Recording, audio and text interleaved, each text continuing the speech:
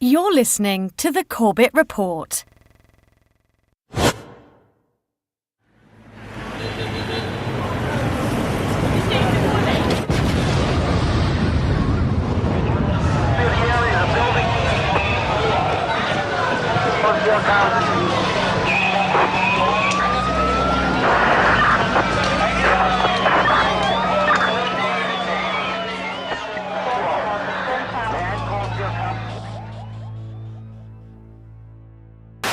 Al-Qaeda terrorist, September the 11th. Al-Qaeda, 9/11 hijackers, jihadist, terrorist organizations. Terror attack. Bin Laden. September 11th. Terrorist. The self-confessed mastermind. Osama bin Laden, the leader of Al-Qaeda. Al-Qaeda. Terrible new terrorist organization. September 11th. Our enemy is a radical network of terrorists and every government that supports them.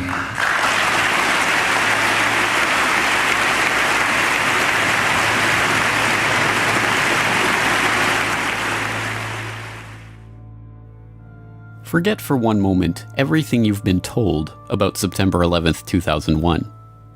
Instead, let's ask ourselves one question. What was 9/11? A terrorist atrocity? An attack on America? The first salvo in a new war? A day that changed everything? The question may seem simple, but how we answer it is of vital importance. It determines how we proceed with our investigation of that day. And once you strip away the emotional rhetoric and the fear-inducing imagery, we're left with the simple truth. 9/11 was a crime. And as with any crime, there is one overriding imperative that detectives must follow to identify the perpetrators. Follow the money. This is an investigation of the 9/11 money trail.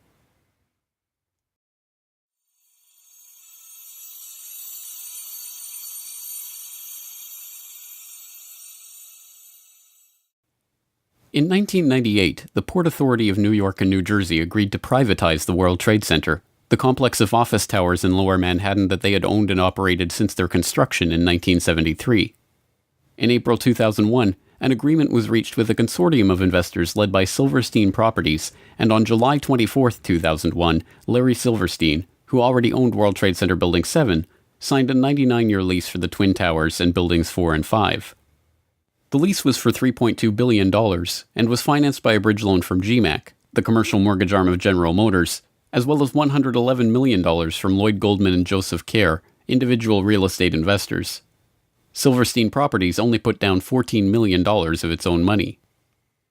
The deal was unusual in a variety of ways. Although the Port Authority carried only $1.5 billion of insurance coverage on the WTC complex, which earlier that year had been valued at $1.2 billion, Silverstein had insisted on doubling that amount, insuring the buildings for $3.55 billion. Silverstein's insurance broker struggled to put that much coverage in place and ultimately had to split it among 25 dealers. The negotiations were so involved that only temporary contracts were in place for the insurance at the time the lease was signed, and by September the contracts were still being finalized. Silverstein's group was also explicitly given the right to rebuild the structures if they were destroyed, and even to expand the amount of retail space on the site if rebuilding did take place.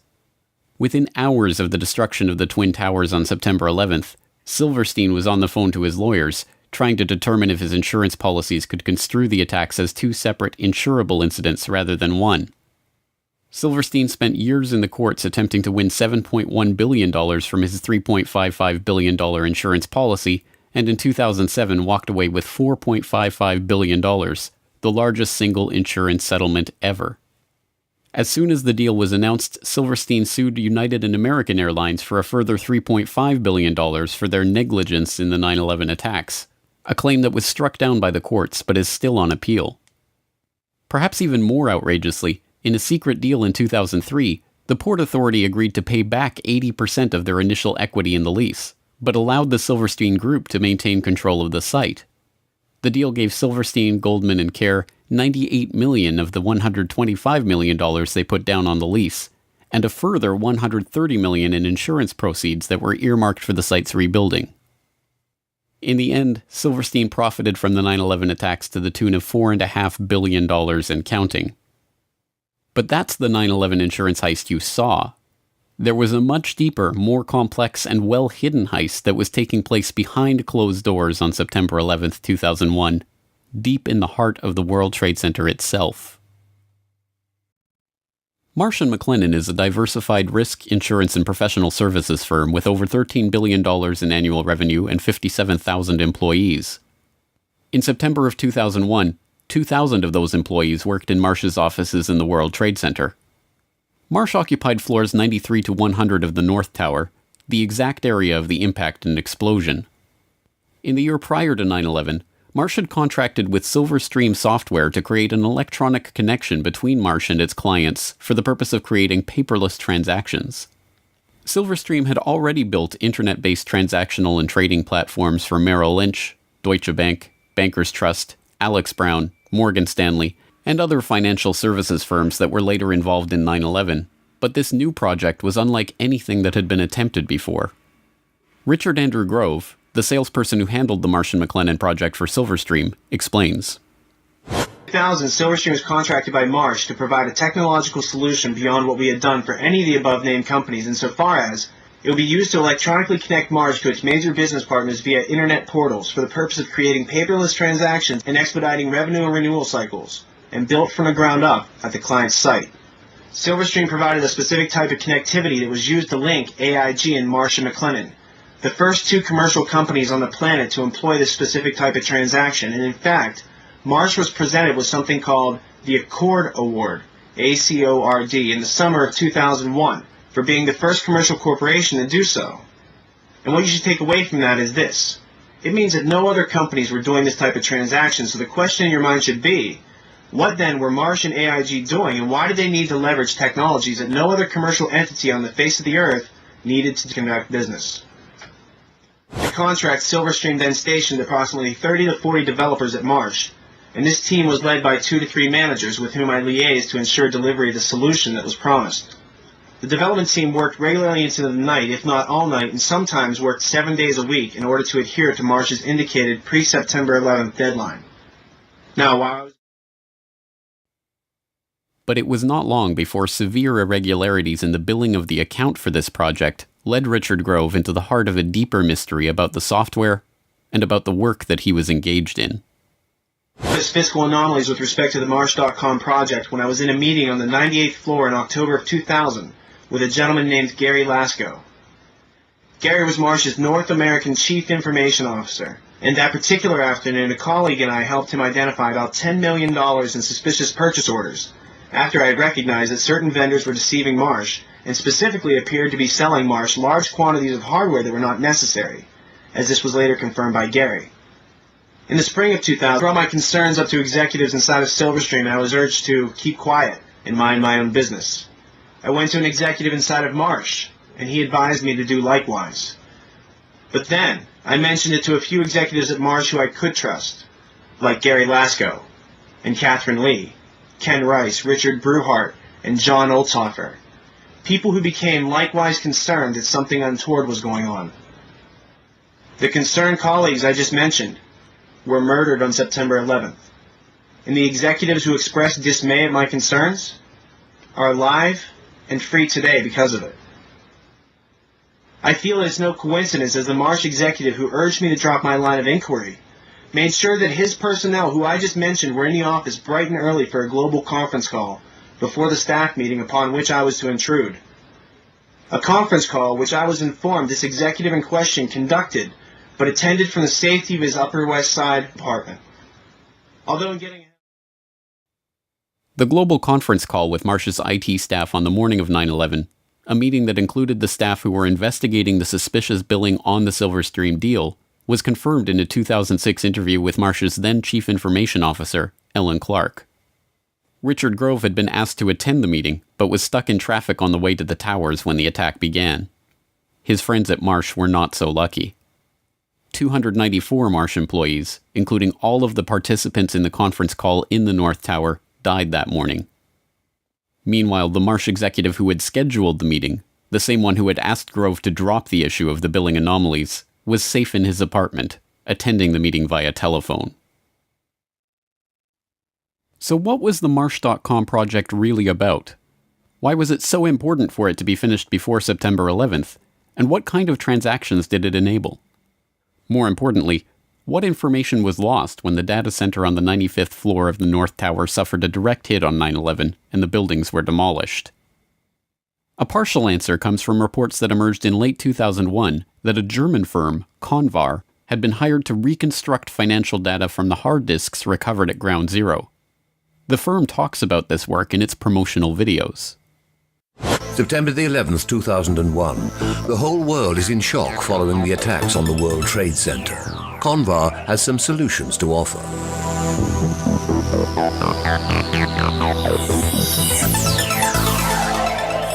Data stored on countless hard drives retrieved from the collapsed towers was believed to have been lost, but Convar specialists can render irreplaceable information readable again at Europe's only high-security data recovery center. Burnt, crushed, or dirty storage media are ready to relinquish their secrets by the time we finish with them. More details about the work comes from an IDG news service story posted to CNN.com in December 2001. Under the headline, "Computer disk drives from WTC could yield clues," the article notes, "An unexplained surge in transactions was recorded prior to the attacks, leading to speculation that someone might have profited from previous knowledge of the terrorist plot by moving sums of money. But because the facilities of many financial companies processing the transactions were housed in New York's World Trade Center, destroyed in the blasts, it has, until now, been impossible to verify that suspicion." A Reuters article from the same time, later posted to Convar's website, offers revealing glimpses into the investigation's early results. It quotes Peter Herschel, Convar's director at the time. "The suspicion is that inside information about the attacks was used to send financial transaction commands and authorizations in the belief that amid all the chaos the criminals would have, at the very least, a good head start. Of course, it is also possible that there were perfectly legitimate reasons for the unusual rise in business volume. It could turn out that Americans went on an absolute shopping binge on that Tuesday morning. But at this point, there are many transactions that cannot be accounted for. Not only the volume, but the size of the transactions was far higher than usual for a day like that. There is a suspicion that these were possibly planned to take advantage of the chaos." It also quotes Richard Wagner, one of the company's data retrieval experts. "There is a suspicion that some people had advanced knowledge of the approximate time of the plane crashes in order to move out amounts exceeding $100 million. They thought that the records of their transactions could not be traced after the mainframes were destroyed." Was the revolutionary electronic trading link between AIG and Marsh being used to funnel money through the World Trade Center at the time of the attack? Were the attack perpetrators hoping that the destruction of Marsh's data center, on the 95th floor at the dead center of the North Tower explosion, would conceal their economic crime? One piece of corroborating evidence for the idea comes from author and researcher Michael Rupert, who reported in 2004 that immediately before the attacks began, computer systems in Deutsche Bank, one of Silverstream's other E-Link clients, had been taken over from an external location that no one in the office could identify. Within, I would guess, I'd have to go back and look at the book, but it was no more than a week after the attacks. I was being contacted by a lot of people from inside official sources who were raising a lot of questions. This one particular person was extremely credible. They absolutely convinced me they had been an employee of Deutsche Bank in the Twin Towers. And they told me very clearly that in the moments right before the attacks and during the attack, there was a 40-minute window between the time the first plane struck the World Trade Center and the second plane, that Deutsche Bank's computers in New York City had been taken over, absolutely co-opted and run. There was a massive data purge, a massive data download, and all kinds of stuff was moving. And what this person said very clearly was that no one in the Deutsche Bank offices in the towers at the time had the ability to prevent what was going on from any of their terminals. Sadly, no answer to the questions raised by these accounts is forthcoming from Convar. After the initial reporting on the investigation, which noted that the company was working with the FBI to recover and analyze the data, Convar now refuses to talk about the information they discovered. Is it true that large amounts of money were transferred illegally out of the World Trade Center on the morning of 9/11, just before the attacks? If you would look on the website, I would say yes. Because that was the information from a previous release. If you would ask me today, I would need to tell you that I could not give you any additional information about that. I'm really sorry. At the time of 9/11, Marsh's chief of risk management was Paul Bremer, the former managing director of Kissinger and Associates, who went on to oversee the U.S. occupation of Iraq. On the morning of 9/11, he was not in his office at Marsh & McLennan, but at NBC's TV studio, where he was delivering the official story of the attack. It's Paul Bremer. I want to make sure I'm getting your name right because I'm just meeting you just at this moment. You're a terrorism expert. Counterterrorism, I hope. And can talk to us a little bit about who could. I mean, there are a limited number of groups who could be responsible for something of this magnitude. Yes, this is a very well planned, very well coordinated attack, which suggests it's very well organized centrally, and there are only 3 or 4 candidates in the world, really, who could have conducted this attack. Bin Laden comes to mind right away, Mr. Bremer. Indeed, he certainly does. Bin Laden was involved in the first attack on the World Trade Center, which had as its intention doing exactly what happened here, which was to collapse both towers. He certainly has to be a prime suspect, but there are others in the Middle East, and there are at least 2 states, Iran and Iraq, which should at least remain on the list of potential suspects. What kind of... I don't recall anything like this. Pearl Harbor happened a month before I was born, and I hear my parents talk about that as a seminal event in their lives all the time. I am not aware of anything like this in the United States before. Americans are now, I think it's fair to say, really scared. Should we be? This is a day that will change our lives, isn't it? It is a day that will change our lives. It's a day when the war that the terrorists declared on the United States, and after all, they did declare war on us, has been brought home to the United States in a much more dramatic way than we've seen before. So it will change our lives.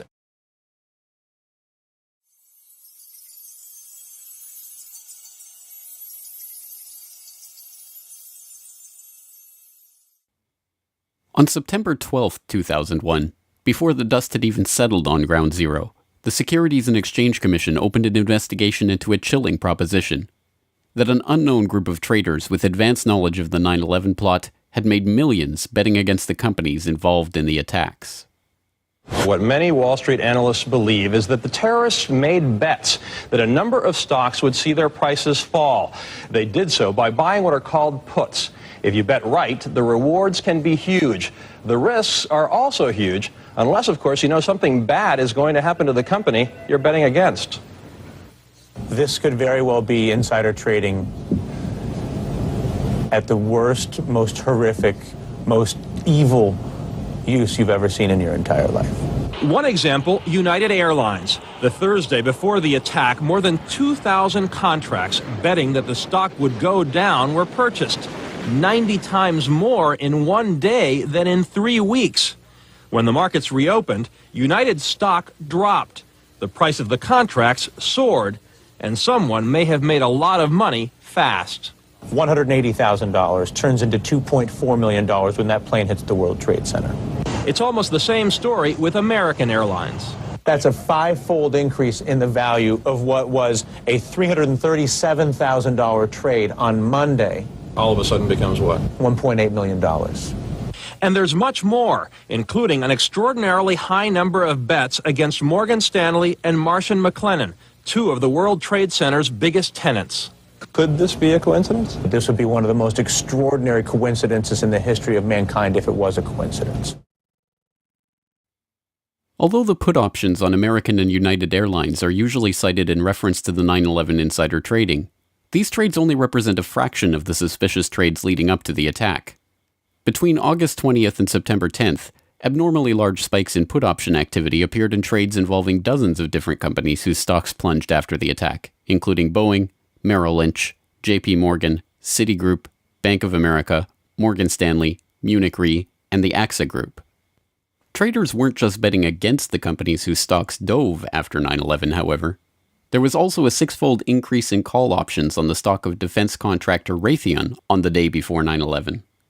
The options allowed the traders to buy Raytheon stock at $25, within a week of the attack, as the American military began deploying the Raytheon-supplied Tomahawk missiles they would eventually use in the invasion of Afghanistan, the company's share price had shot up 37% to over $34.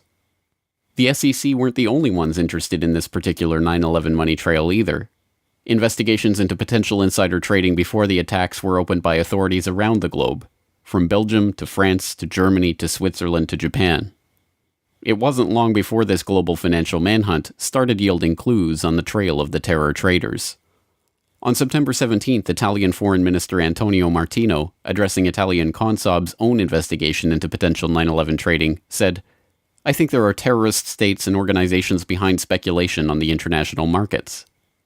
By September 24th, the Belgian finance minister was confident enough to publicly announce Belgium's strong suspicions that British markets may have been used for transactions. The president of Germany's central bank was the most adamant. "What we found makes us sure that people connected to the terrorists must have been trying to profit from this tragedy." These foreign leaders were not alone in their conviction that insider trading had taken place.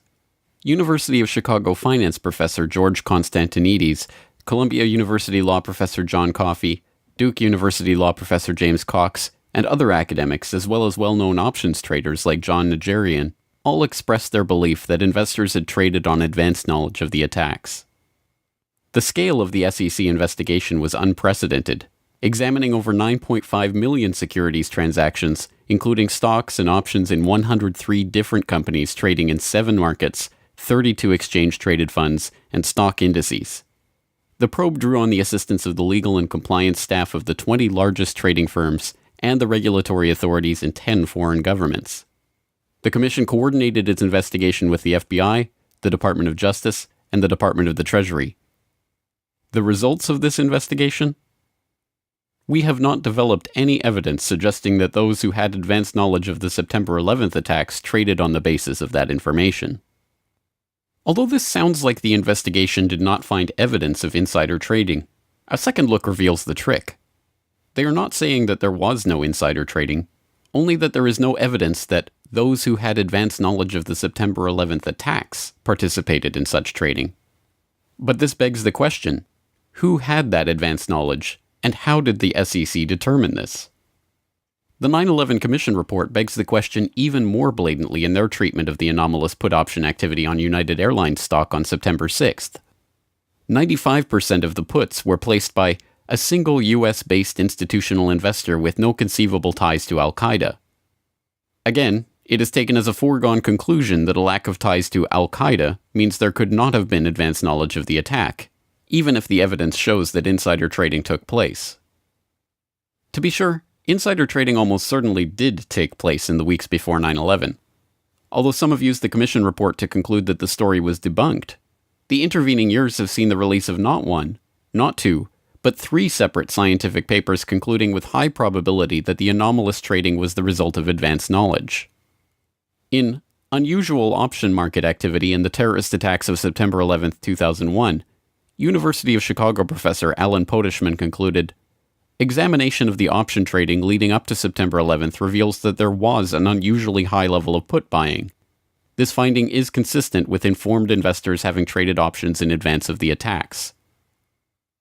In Detecting Abnormal Trading Activities in Option Markets, researchers at the University of Zurich used econometric methods to confirm unusual put option activity on the stocks of key airlines, banks, and reinsurers in the weeks prior to 9/11. And in Was There Abnormal Trading in the S&P 500 Index Options Prior to the September 11th Attacks, a team of researchers concluded that abnormal activity in the S&P Index Options market around the time of the attack is consistent with insiders anticipating the 9/11 attacks. The only question, then, is who was profiting from these trades, and why was no one ever indicted for their participation in them? One lead is pursued by researcher and author Kevin Ryan. In Evidence for Informed Trading on the Attacks of September 11th, he examines an FBI briefing document from 2003 that was declassified in 2009. It describes the results of FBI investigations into 2 of the pre-9/11 trades that the Bureau had identified as suspicious, including the purchase of 56,000 shares of Stratisec in the days prior to 9/11. Stratisec provided security systems to airports, including, ironically, Dulles Airport, as well as the World Trade Center and United Airlines, and saw its share price almost double when the markets reopened on September 17, 2001. The trades traced back to a couple whose names are redacted from the memo, but are easily identifiable from the unredacted information. Mr. and Mrs. Wirt D. Walker III, a distant relative of the Bush family and business partner of Marvin Bush, the president's brother. The document notes that the pair were never even interviewed as part of the investigation because it had revealed no ties to terrorism or other negative information. In addition to begging the question, this characterization is provably false, as Ryan noted in a conversation with financial journalist Lars Schall. Wirt Dexter Walker at Stratesec hired several people from a company called the Carlyle Group. And the Carlyle Group had bin Laden family members as investors. Also, Wirt Walker's fellow director, James Abrahamson, was a close business associate of a man named Mansour Ijaz, a Pakistani businessman. And Mansour Ijaz claimed to be able to contact Osama bin Laden on multiple occasions. So there does seem to be some circumstantial evidence indicating that these people were connected to Al-Qaeda, at least to the point where we should investigate. And isn't it true that also some members of the bin Laden family were actually in Washington at a gathering of the Carlyle Group on 9/11? That's true. The Carlyle Group had a meeting at the Ritz-Carlton Hotel in Washington on September 11th, and present there were former President George H.W. Bush, James Baker, and the brother of Osama bin Laden. I believe his name was Salem. I can't recall his exact name. But they were there, investors from the bin Laden family, meeting with Carlyle Group representatives in Washington on September 11th. Was this why the FBI thought better of questioning Walker over his highly profitable purchase of Stratesec shares right before 9/11? The CIA figures prominently in another line of investigation. One suspicious United Airlines put option purchase that was investigated by the FBI involved a 2,500 contract order for puts in the days before 9/11. Instead of processing the purchase through United Airlines Home Exchange, the Chicago Board of Options Exchange, the order was split into 500 contract chunks and run through 5 different options exchanges simultaneously. The unusual order was brokered by Deutsche Bank Alex Brown, a firm that until 1998 was chaired by A.B. Buzzy Krongard, a former consultant to CIA Director James Woolsey, who at the time of 9/11 was himself the executive director of the CIA. So right after the attacks of 9/11, the name Buzzy Krongard surfaced, and it was instant research that revealed that Buzzy Krongard had been allegedly recruited by CIA Director George Tenet to become the executive director at CIA, which is the number 3 position right before the attacks. And Alex Brown was one of the then a subsidiary of Deutsche Bank. Was one of the primary instruments or vehicles that handled all of these criminal trades by people who obviously knew that the attacks were going to take place where, how, and involving specific airlines. Perhaps the most frank admission of insider trading is notable for 3 things. It was recorded on video, it has never been investigated by any agency or law enforcement official, and it was made by former CIA agent and frequent foreign policy commentator Robert Baer, the real-life inspiration for the character portrayed by George Clooney in Syriana. Talking to citizen journalists after a speaking event in Los Angeles in 2008, Baer was recorded on video making a startling assertion about 9/11 insider trading. And then the last thing, I believe it was his National Reconnaissance Office who was running a drill. A plane crashed into their building, and you know they're staffed by DOD and CIA. I know the guy that went into his broker in San Diego and said, "Cash me out, it's going down tomorrow." Really? Yeah. That tells us something. What? That tells us something. Well, his brother worked at the White House. This truly remarkable statement bears further scrutiny. If Baer is to be believed, a former CIA agent has first-hand knowledge that a White House insider had foreknowledge of the attacks, And to this day, not only has Baer never revealed the identity of this person, but no one has questioned him about his statement or even attempted to pursue this lead. So how is it possible that the SEC overlooked, ignored, or simply chose not to pursue such leads in their investigation? The only possible answer, of course, is that the investigation was deliberately steered away from such persons of interest and any connections that would lead back to foreknowledge by government agencies, federal agents, or their associates in the business world. Unfortunately, we will likely never see documentary evidence of that from the Commission itself.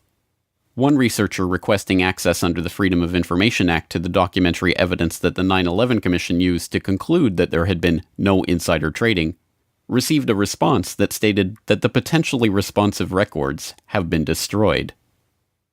Instead, we are left with sources that refuse to be identified, saying that CBOE records of pre-9/11 options trading have been destroyed, and second-hand accounts of traders who had heard talk of an event in advance of 9/11. In a roundabout way, perhaps the 9/11 Commission reveals more than it lets on when it tries to dismiss key insider trades with the pithy observation that the traders had no conceivable ties to Al-Qaeda. If those with foreknowledge of the attacks weren't connected to Al-Qaeda, what does that say about the identity of the real 9/11 perpetrators? ABC News has now learned that the Chicago Board of Options Exchange launched their investigation into the unusual trading last week. That may have given them enough time to stop anyone from profiting from death here in the U.S. It may also give investigators, Peter, a hot trail that might lead them to the terrorists. Thanks very much. As a reminder of the complications here, though, the Secretary of the Treasury said today of this investigation, you've got to go through 10 veils before you get to the real source. Yep. Thanks, Antonio.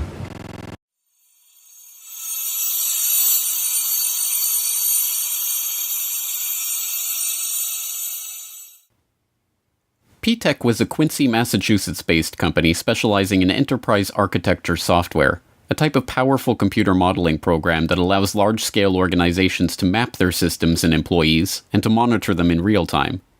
The person running this software has a god's eye view of processes, personnel, and transactions, and even the ability to use this data to foresee problems before they happen and to intervene to stop them from happening.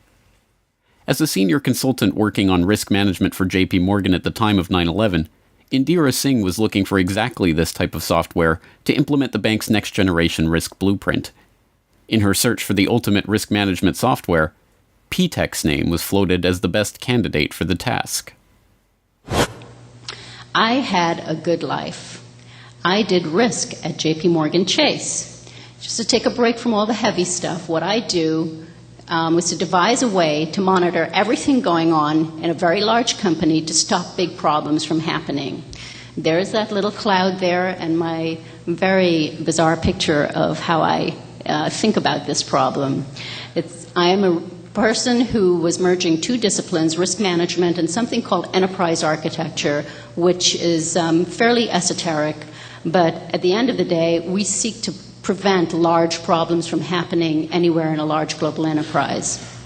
At JP Morgan, I was working on the next generation risk blueprint, which is all about how to prevent these things from happening. Bad business practice such as money laundering, road trading, and massive computer failures, anything you could imagine would go wrong. I had a lot of leeway consulting as a senior risk architect to think out of the box and actually get my ideas implemented. I was funded out of a strategic fund. I reported to the directors, and I was pretty happy. JP Morgan thought very highly of me, and they were thinking of funding, in conjunction with my project in DC, the next generation risk software. What I needed to do, what I did, was a really smart piece of software. Really, really smart. Its job would be to think about all the information, and this is where you may connect a dot. The job of this software would be to think about all the information that represented what was going on in the enterprise at any given time as bank business was being transacted worldwide. For example, it would be a surveillance software that would look for trading patterns that indicated someone was up to no good, and then do something about it. Send a message somewhere, send the transaction information somewhere, perhaps shut their system down, perhaps shut another system down, perhaps start something else up elsewhere. This kind of capability is very, very essential in today's world. However, this kind of software is not found in Microsoft or not even in IBM. A small group of very esoteric software companies make this kind of enterprise software, and it is very pricey. So you can't afford to pick wrong. And I asked all my colleagues who are industry gurus what would they recommend for this. My buddies recommended P-Tech. Indeed, it's not difficult to see why P-Tech came so highly recommended. Given the nature of this sensitive risk management work, only a company with experience delivering software to large-scale organizations with secrets to protect would fit the bill, and in this regard P-Tech did not disappoint. Their client roster included a veritable who's who of top-level corporate and governmental clients: the FBI, the IRS, NATO, the Air Force, the Naval Air Command, the Departments of Energy and Education, the Postal Service, the U.S. House of Representatives, the Department of Defense, the Secret Service, even the White House. From the inner sanctum of the White House to the headquarters of the FBI, from the basement of the FAA to the boardroom of IBM, some of the best secured organizations in the world, running on some of the most protected servers housing the most sensitive data, welcomed P-Tech into their midst.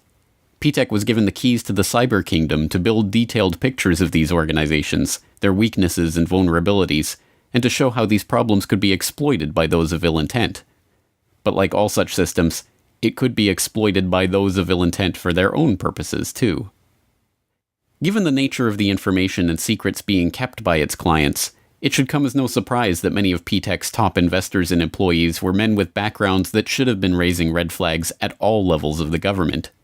And as it turns out, at least one of these men did raise red flags with a pair of diligent FBI field agents. In the late 1990s, Robert Wright and John Vincent, FBI special agents in the Chicago field office, were running an investigation into terrorist financing called vulgar betrayal. From the very start, the investigation was hampered by higher-ups. They were not even given access to the computer equipment needed to carry out their work. Through Wright and Vincent's foresight and perseverance, however, the investigation managed to score some victories, including seizing $1.4 million in terrorist funds.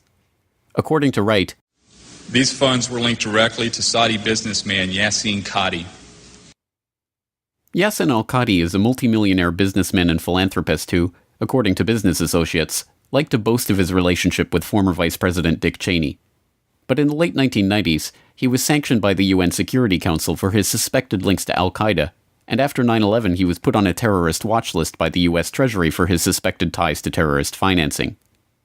During the 1990s, as vulgar betrayal was being thwarted from opening a criminal investigation into his activities, the Qadi-backed investment firm Sarmony Limited became an angel investor to a software startup called P-Tech, providing $5 million of the initial $20 million of capital that got P-Tech off the ground.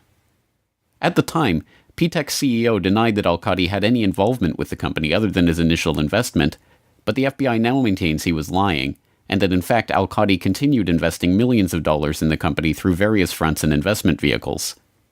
Company insiders told FBI officials that they were flown to Saudi Arabia to meet P-Tech's investors in 1999, and that al-Qadi was introduced as one of the owners. It has also been reported that Hussein Ibrahim, P-Tech's chief scientist, was al-Qadi's representative at P-Tech, and al-Qadi's lawyers have admitted that al-Qadi's representatives may have continued to sit on P-Tech's board even after 9/11. Ibrahim himself was a former president of BMI, a New Jersey-based real estate investment firm that was also one of the initial investors in P-Tech and provided financing for P-Tech's founding loan. P-Tech leased office space and computer equipment from BMI, and BMI shared office space in New Jersey with Qadi International, owned and operated by none other than Yassin al-Qadi. In 2003, counterterrorism czar Richard Clarke said, BMI held itself out publicly as a financial services provider for Muslims in the United States. Its investor list suggests the possibility this facade was just a cover to conceal terrorist support. Suhail Lahir was P-Tech's chief architect.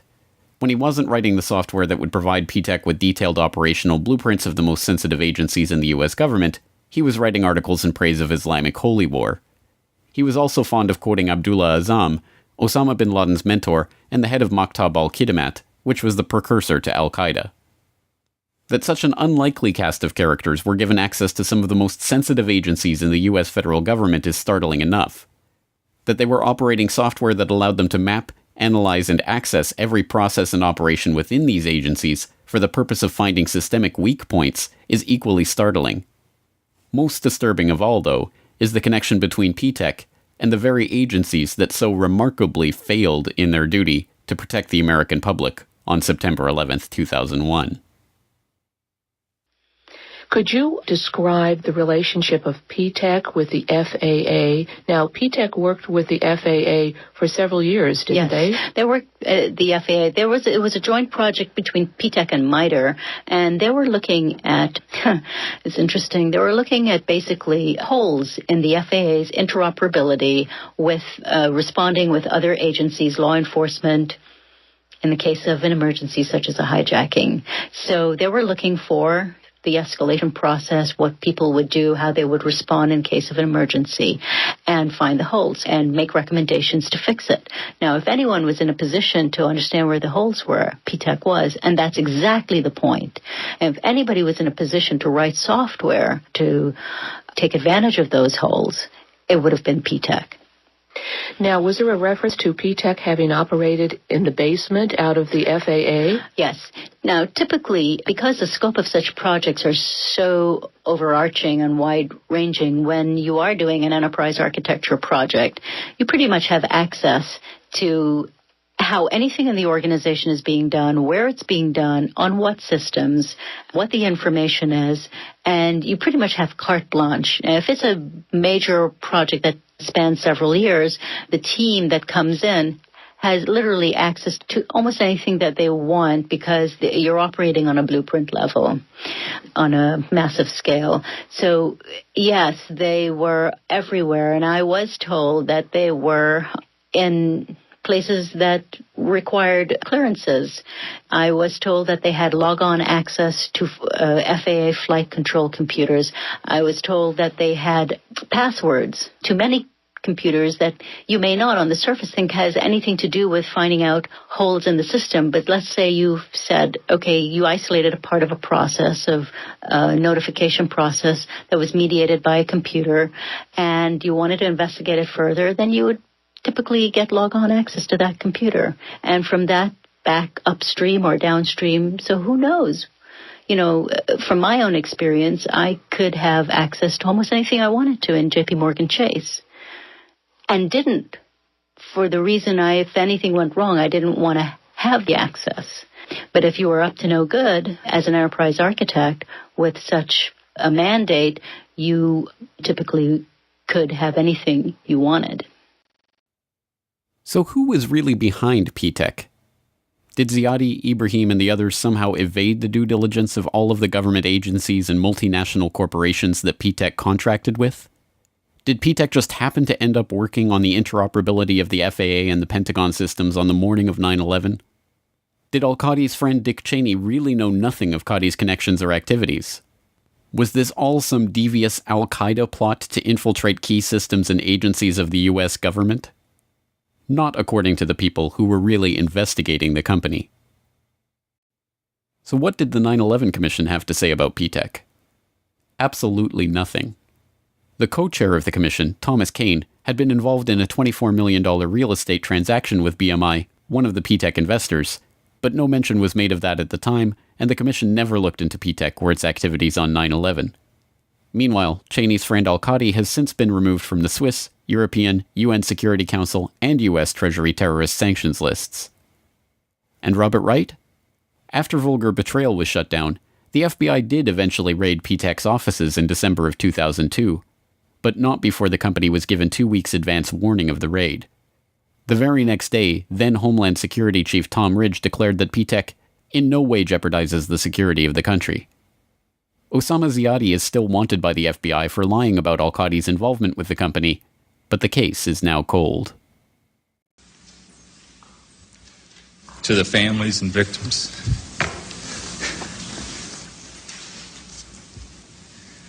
of September 11th, on behalf of John Vincent, Barry Carmody, and myself, we're sorry.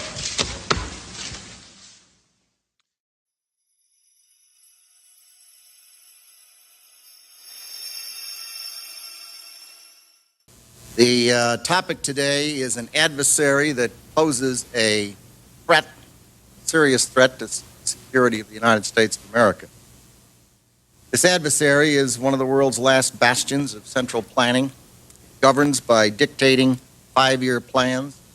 From a single capital, it attempts to impose its command across time zones, continents, oceans, and beyond. With brutal consistency, it stifles free thought and crushes new ideas. It disrupts the defense of the United States and places the lives of men and women in uniform at risk.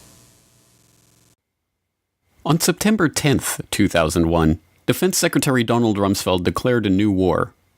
Not a war on a shadowy terrorist organization in Afghanistan, or even a war on terror itself, but a war on the Pentagon.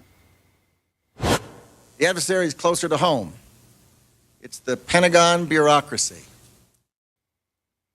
Perhaps it is no surprise that Rumsfeld felt compelled to declare a war on the Pentagon's bureaucracy. The issue of the Pentagon's $2.3 trillion accounting nightmare had been dogging him since his confirmation hearings in January of 2001. Although Rumsfeld was interested in pushing forward a modernization of the military that was projected to cost an additional $50 billion in funding, that agenda was politically impossible in the face of the Department of Defense's monumental budget problem. How can we seriously consider a $50 billion increase in the defense budget when DOD's own auditors say the department cannot account for $2.3 trillion in transactions in 1 year alone? Now, my question to you is, Mr. Secretary, what do you plan to do about this? Decline the nomination.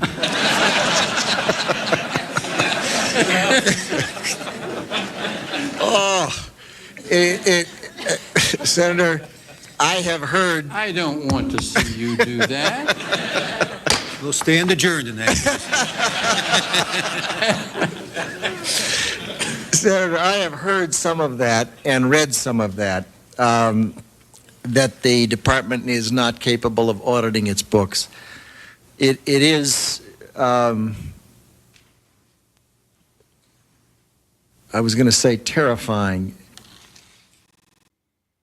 Terrifying only begins to describe the problem. The Department of Defense's own Inspector General report for fiscal year 1999 noted that the Defense Finance and Accounting Service had processed $7.6 trillion of department-level accounting entries in that year. Of that amount, only $3.5 trillion could be properly accounted for. $2.3 trillion in transactions were fudged to make entries balance, run through without proper documentation, or made up entirely. The Inspector General's office did not even examine the other $1.8 trillion in transactions because they did not have adequate time or staff to review them. In 2002, one DFAS accountant blew the whistle on the problem and the cover-up that was underway to stop investigators from finding out where the money went. According to some estimates, we cannot track $2.3 trillion in transactions. $2.3 trillion with a T. That's $8,000 for every man, woman, and child in America.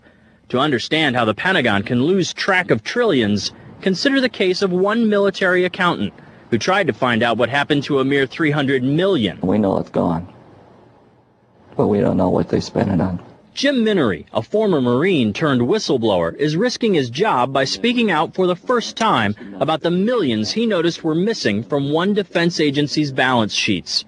Minery tried to follow the money trail, even crisscrossing the country looking for records. The director looked at me and he says, "Why do you care about this stuff?"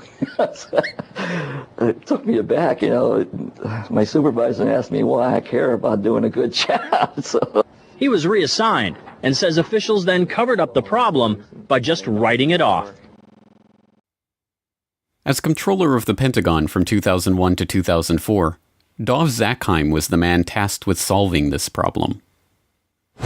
There are all kinds of long-standing rules and regulations about what you can do and what you can't do. I know Dr. Zakheim's been trying to hire CPAs because the financial systems of the department are so snarled up that we can't account for some $2.6 trillion in transactions that exist, if that's believable. And yet we're told that we can't hire CPAs to help untangle it in many respects. Mr. Secretary, the first time and the last time that Dov Zakheim and I broke bread together, he told me you'd have a handle on that 2.6 trillion by now, but we'll discuss that a little. You've got a handle, it's just a little hot. From 1987 to 2001, Zakheim headed SPC International, a subsidiary of System Planning Corporation, a defense contractor providing air warfare, cybersecurity, and advanced military electronics to the Department of Defense and DARPA. SPC's Radar Physics Laboratory developed a remote control system for airborne vehicles that they were marketing to the Pentagon prior to 9/11. Zakheim was also a participant in drafting Rebuilding America's Defenses, a document that called for a sweeping transformation of the U.S. military, including the implementation of the $50 billion missile defense program and increased use of specialized military technologies. The paper even noted how advanced forms of biological warfare that can target specific genotypes may transform biological warfare from the realm of terror to a politically useful tool. Rebuilding America's Defenses was a white paper produced by the Project for the New American Century, a group founded in 1997 with the goal of projecting American global dominance into the 21st century. Joining Zakheim in the group were a host of other neocons who ended up populating the Bush administration, including Dick Cheney, Paul Wolfowitz, Richard Pearl, Jeb Bush, and Donald Rumsfeld. In their September 2000 document, the group lamented that their plan for transforming the military was not likely unless a defining event took place, one that would galvanize public opinion. The process of transformation, even if it brings revolutionary change, is likely to be a long one, absent some catastrophic and catalyzing event, like a new Pearl Harbor. We know that the thing that tends to register on people is fear, and we know that tends to happen after there's a Pearl Harbor. It tends to happen after there's a crisis. And that's too late for us. We've got to be smarter than that. We've got to be wiser than that. We have to be more forward-looking. There's a wonderful book on Pearl Harbor by Roberta Wohlstetter and a foreword by Dr. Schelling that talks about this problem of seeing things happen and not integrating them in your mind and saying, yes, we need to be doing something about that now. That I reread periodically because it's so important. And on 9/11/2001, America received its new Pearl Harbor. The attack on the Pentagon struck Wedge 1 on the west side of the building. An office of the U.S. Army called Resource Services Washington had just moved back into Wedge 1 after renovations had taken place there. The office was staffed with 45 accountants, bookkeepers, and budget analysts. 34 of them were killed in the attack. A 2002 follow-up report from the DoD Inspector General on the missing trillions noted that a further $1.1 trillion in made-up accounting entries were processed by the Pentagon in fiscal year 2000, but they did not even attempt to quantify the missing funds for 2001. The Secretary of the Army, Thomas White, later explained they were unable to produce a financial report for 2001 at all, due to the loss of financial management personnel sustained during the September 11th terrorist attack. Before becoming Secretary of the Army, Thomas White was a senior executive at Enron.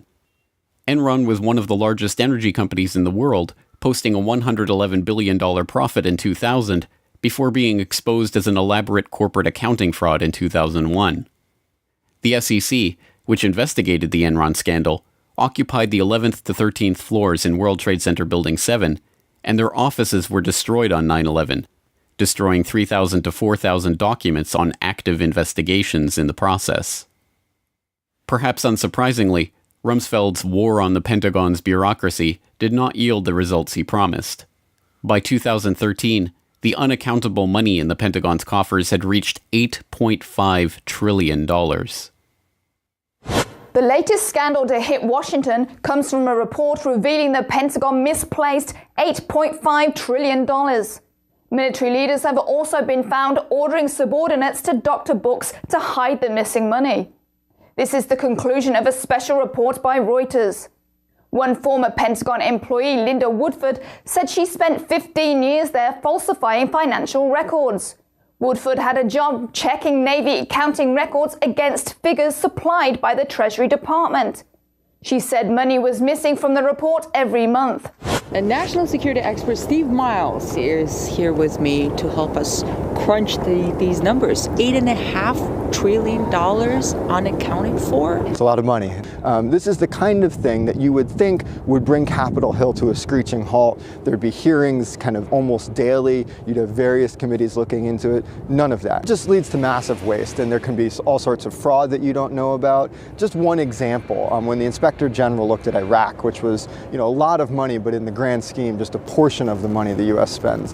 What they found was about $50 billion of the money the U.S. spent there was wasted, and about $6 billion was completely lost. They had no idea where it went. It was completely unaccounted for. And put that in perspective, that's about this amount of money that other countries would spend on their defense in a year total. And that's just the loose pocket change that we lost in the couch. One thing I found very interesting in this report is that the Pentagon apparently uses a standard operating procedure to enter false numbers or so-called plugs to cover lost or missing information in their accounting in order to submit a balanced budget to the Treasury. So they can write in everything. I mean, that's probably the most shocking part of this, is that they get to the end of the day and they say, oh, there's money missing. What do we do? Well, we'll just put a number in there that says it's there and we'll sort it out later. I mean, again, this is the type of operating practice that if you did it in your own business, if you tried to do it with your own taxes for the government, they'd haul you off to jail.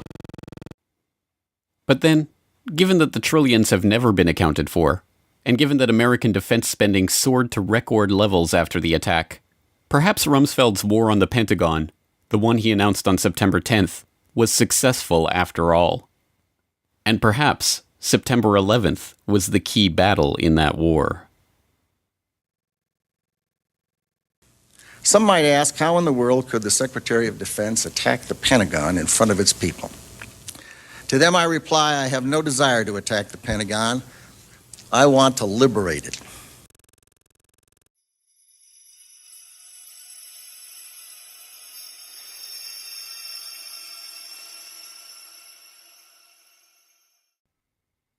Insurance scams and insider trading, electronic fraud and vulgar betrayal, missing money and evidence destroyed. There are at least 8.5 trillion reasons to investigate the money trail of 9/11. Curious, then, that the U.S. government's final word on the attacks, the 9/11 Commission report, concluded that the money trail was not worthy of investigation at all. In Chapter 5 of the report, the Commission noted, "To date, the U.S. government has not been able to determine the origin of the money used for the 9/11 attacks. Ultimately, the question is of little practical significance." 9/11 was a crime, and as every detective knows, the first rule of criminal investigation is to follow the money. So why did the 9/11 Commission specifically reject this rule? The answers to 9/11 are not going to come from the suspects of the crime. Instead, it's up to investigators to continue to unearth the true evidence on the 9/11 money trail. Follow the money.